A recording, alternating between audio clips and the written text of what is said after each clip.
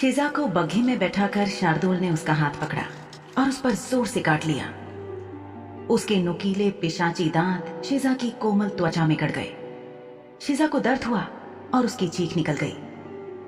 शार्दुल ने बहुत कम समय के लिए उसके हाथ को काटा था, लेकिन दर्द तीखा था।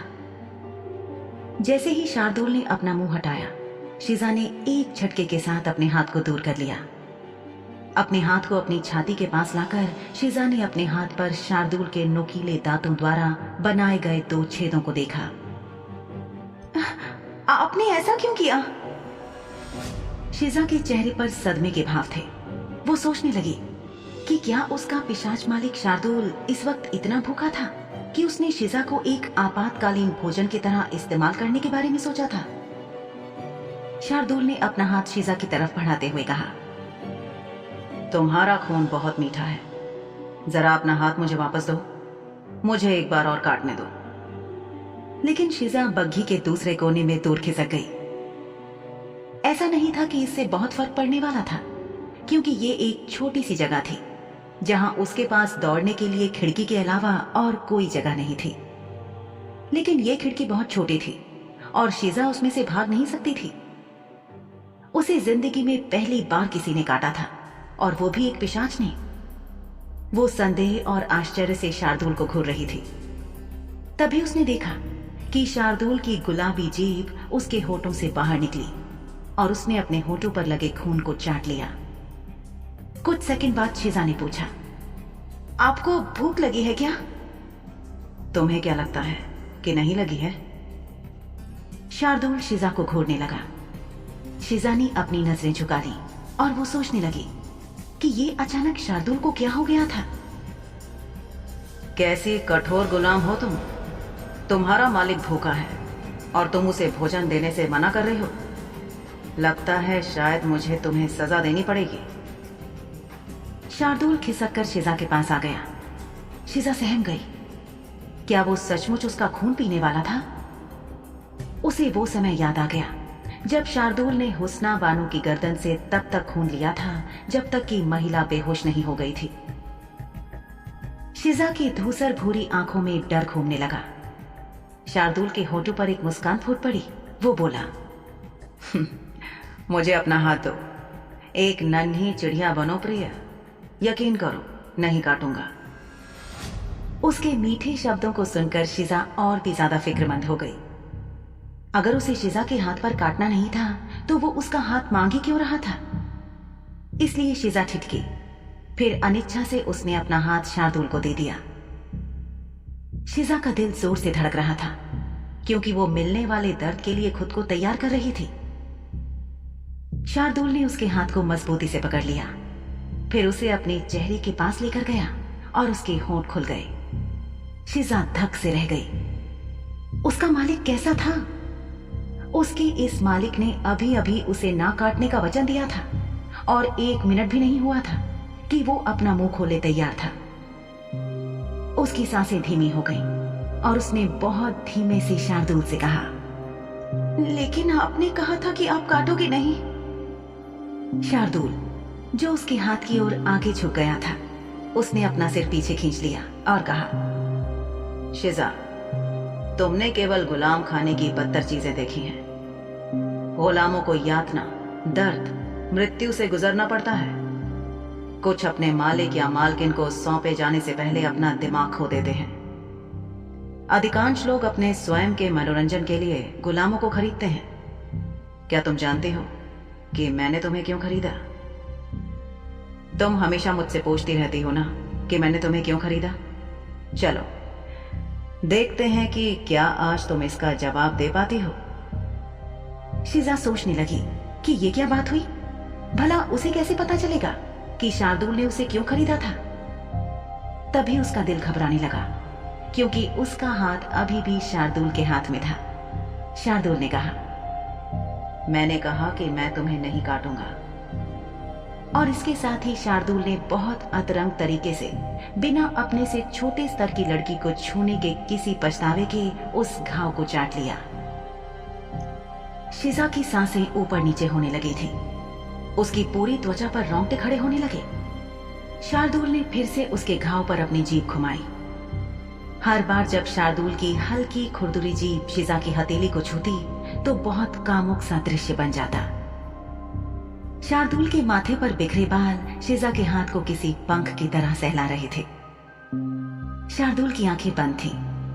कुछ ही देर में उसने अपनी आंखें खोली और सीधे शिजा की आंखों में देखा। फिर उसने अपना सिर शिजा के हाथ से ऊपर उठाया, जिससे उसकी पकड़ थोड़ी ढीली हो गई और शिजा ने अपना हाथ वापस खींचा। लेकिन शार्दुल ने जल्दी से अपना हाथ आगे बढ़ाकर उसकी तर्जनी पकड़ ली। हमेशा भागने की जल्दी में रहती हो। मैं नहीं भागी। शिजा का दिल उसके सीने में जोर से धड़क रहा था, लेकिन वो इस बात से परेशान थी कि आज उसके मालिक शार्दुल ने उसका हाथ चाटा था। कौन सा आदमी ऐसा करता है? आंतरिक रूप से शिजा झल्ला रही थी। शार्दुल गद्दी का सहारा लेने पीछे झुक गया। उसकी आंखें मनोरंजन से भरी थी। अच्छा, तो क्या आज रात भागने की कोशिश करने का ख्याल तुम्हारे दिमाग में एक बार भी नहीं आया? एक पिशाचों की महफिल में, जहां तुम्हारे लिए कदम कदम पर खतरा था, फिर भी तुम बाज नहीं आई ना? शिजा ने अपने भावों को छुपाने की भरसक कोशिश की थी, लेकिन उसके दिल ने उसे धोखा दे दिया। वो जानती थी कि रात के इस समय भागने की कोशिश करना जितना आसान था, उतना ही खतरों से भरा हुआ भी। शार्दुल आगे बोला, हालांकि बहुत सारे मालिक अपने गुलामों के साथ दुर्व्यवहार करते हैं और ये आम है, लेकिन कुछ ऐसे भी हैं जो मालिक और गुलाम के बीच अच्छे संबंध रखना चाहते हैं। देखने में लगता है कि गुलाम अपना पूरा जीवन मालिक को समर्पित कर देता है और मालिक उसे वो छत देता है जो गुलाम चाहता है, लेकिन ये बात उससे कहीं ज्यादा है। ये भरोसे की बात है जिसे बहुत से लोग नहीं बना सकते हैं और बनाए रखना मुश्किल भी होता है। लेकिन इससे बहुत ज्यादा फर्क नहीं पड़ता है मालिक। एक गुलाम को ऐसा करने पर भी बाकी सभी के नीचे ही माना जाएगा, और आप कभी नहीं जानते कि उनकी जान कब किस छोटी सी बात पर ले ली जाएगी। यहीं पर तुम गलत हो शिजा। मैं और मेरा चचेरा भाई अरमान अक्सर एक अवकाश के खेल के रूप में शतरंज खेलते हैं। मैंने शतरंज से एक बहुत खास बात सीखी। जो छोटे प्यादे यानी सैनिक बलिदान करने के लिए पर्याप्त बहादुर हैं, वो अंत तक खेल सकते हैं और जो चाहे बन सकते हैं। शार्दुल के शब्द शिजा के मन और हृदय की गहराई में गूंज रहे थे। उसकी नजर एक पल के लिए भी शार्दुल से दूर नहीं जा रही थी। ये दूसरी बार था जब शार्दुल ने कुछ ऐसा बोला था जिससे शिजा को अपने भी उम्मीद की छोटी सी किरण मिली थी। शार्दुल हमेशा लोगों को नाराज होते और झुंझलाते हुए देखना पसंद करता था। उसके शब्द जब लोगों के दिल से टकराते थे, जो ज्यादातर व्यंग्यात्मक या धमकी देने वाले ही होते थे, लेकिन अभी वो नहीं जानती थी कि वो शार्दुल के चेहरे से अपनी आंखें क्यों नहीं हटा पा रही थी। क्या मैंने तुमको अपने शब्दों से मंत्रमुग्ध कर दिया है? ये बात कहकर शार्दुल ने उस सम्मोहन को तोड़ दिया और शिजा की आंखें नीचे हो गईं। कोचवान वापस आ गया था और शार्दुल की अनुमति लेकर वो बग्घी को शाह हवेली की ओर ले चला। शिजा जैसे गरीबों के पास शतरंज खेलने का समय कभी नहीं होता था, क्योंकि वो 2 वक्त की रोटी के जुगाड़ में लगे रहते थे। उसने बस इस खेल के बारे में सुना था। उन दोनों के बीच की अजीब अजनबियत कम होने लगी थी। मंत्रमुग्ध कर देने वाली बात कहकर शार्दुल ने इस बात को और ज्यादा स्पष्ट कर दिया था। क्या तुम्हें शतरंज खेलना आता है? शिजा ने नाव में सिर हिला दिया। क्या तुमने इसके बारे में सुना है? इस बार शिजा ने अपना सिर हाँ में हिला दिया। शब्द मेरी प्यारी चिड़िया, शब्द, उनका इस्तेमाल करो। तुम्हारे पास एक प्यारी सी आवाज है, उसे खामोशी के पीछे मत छुपाओ। जी मालिक, सुना है। शार्दुल बहुत साफ गोई से बात कर रहा था। शिजा को पिछले 2 दिनों से ऐसा लग रहा था जैसे वो अपने शब्दों से उस पर लगातार हमले कर रहा था। शब्दों के हमले तो वो पहले भी करता ही था, लेकिन अब वो कुछ आगे निकल आया था और शिजा इसके लिए तैयार नहीं थी। अगर शिजा उच्च वर्ग से होती तो शायद वो मानती कि शार्दुल शाह उसे अदालत में लाने की कोशिश कर रहा था, लेकिन शिजा एक गुलाम थी। ये शार्दुल था जो एक शुद्ध खून वाला अजीब पिशाच था, जिससे ऐसी चीजों की किसी को उम्मीद नहीं थी। वो सोच रही थी कि क्या वो उसे अपने मनोरंजन के लिए प्रेम कर रहा था। तभी शार्दुल ने कहा, खेल बहुत कठिन है। जब हम घर पहुंच जाएंगे तो मैं तुम्हें सिखाऊंगा। कल सुबह तक तुम इस खेल में महारत हासिल कर लोगी। हवेली में वापस पहुंचकर उन्होंने देखा कि शाह हवेली के जश्न में आए लोगों की ज्यादातर बग्घियां वापस जा चुकी थीं। शार्दुल और शिजा को हवेली से दूर साथ में 3-4 घंटे से ज्यादा समय लग गया था। शार्दुल ने कमरे में आकर अपने वचन के प्रति सच्चे होने के कारण शिजा को एक सफेद और काले बोर्ड के सामने बैठाया, जिसमें अलग अलग आकार के मोहरे थे जो बोर्ड पर रखे गए थे। शार्दुल ने उसे शुरू से सिखाया, जैसे प्रत्येक मोहरे की भूमिका क्या थी और कुछ नियम। अगर शार्दुल को जानने वाले किसी भी व्यक्ति से शार्दुल के धैर्य के बारे में सवाल किया जाए तो वो यही कहता कि शार्दुल में धैर्य नाम की चीज नहीं है। लेकिन शिजा देख रही थी कि ऐसा बिल्कुल नहीं था। ये देखकर शिजा को बहुत अचंभा हुआ कि शार्दुल ने उसे समझाने में अच्छा खासा वक्त खर्च किया और कोई जल्दबाजी नहीं की। इसके बाद शिजा को काले मोहरे दिए गए। उसे सफेद के खिलाफ खेलना था। किसी काम से शार्दुल केवल 10 मिनट के लिए कमरे से बाहर निकला था और जब तक वो वापस लौटा तब तक शिजा का सिर बिस्तर पर टिक चुका था और उसकी एक बांह एक तरफ फैली हुई थी। वो सो चुकी थी, लेकिन ऐसा लग रहा था कि वो कमरे में एक आवाज होने पर ही जाग जाएगी। दरवाजा बंद करके शार्दुल आगे बढ़ा, बिसात खींची और सभी मोहरों को वापस उनकी जगह पर रख दिया। वापस आकर वो शिजा के बगल में बिस्तर पर बैठ गया और उसका सोता हुआ चेहरा देखने लगा। शार्दुल का हाथ शिजा के चेहरे तक पहुंच गया।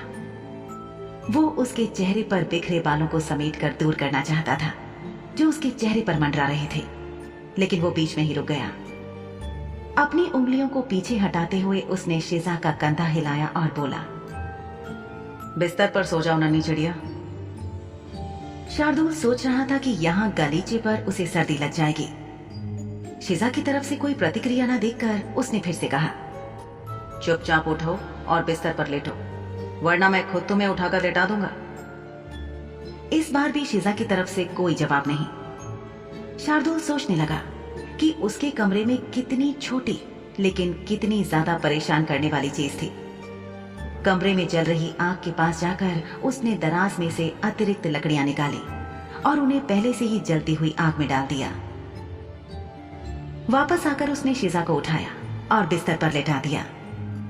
इसके बाद शार्दुल ने उसे कंबल उड़ाया। शिजा बिना हिले आराम से सोती रही। शार्दुल ने उसे घूर कर देखा। जब से उसने शिजा को खरीदा था तब से उसे लग रहा था कि शिजा कोई इंसान नहीं बल्कि एक चुड़ैल है। सवाल यह था कि वो किस तरह की चुड़ैल थी।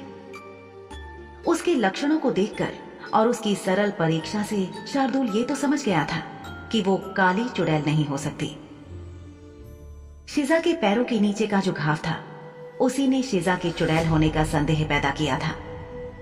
इस बेवकूफ चिड़िया को कोई अंदाजा नहीं था कि लोहे की तीखी चीज पर पैर रख देने से था, और इस बुद्धू चिड़िया ने अपना पैर बहुत गहरे तक जख्मी कर लिया था।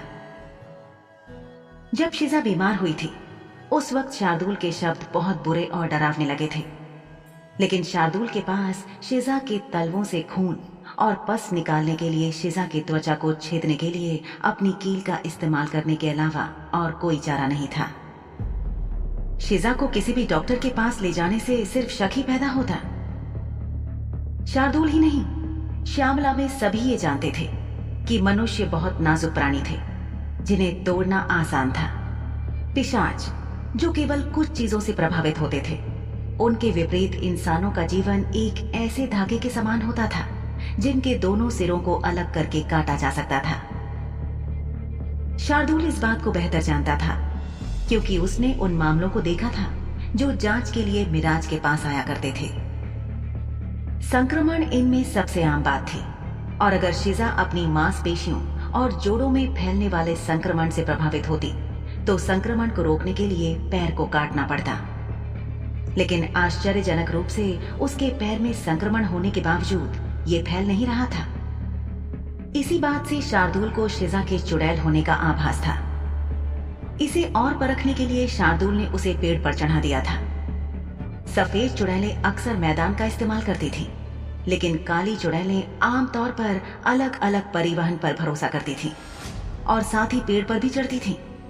और ऐसा करते हुए वो दीवार पर चढ़ने की कोशिश कर रहे छिपकली के समान दिखती थी।